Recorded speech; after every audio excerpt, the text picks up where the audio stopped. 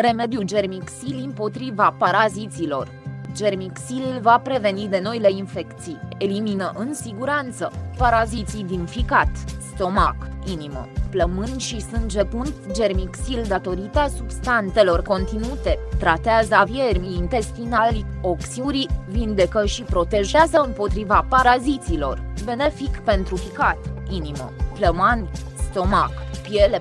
15 de milioane de oameni mor anual fiind victime ale paraziților intestinali, o sursă de boli infecțioase și oncologice, uimificat, plămâni, creier și inimă. Poate crește pana la 40 cm și pune 250 de 1 ori.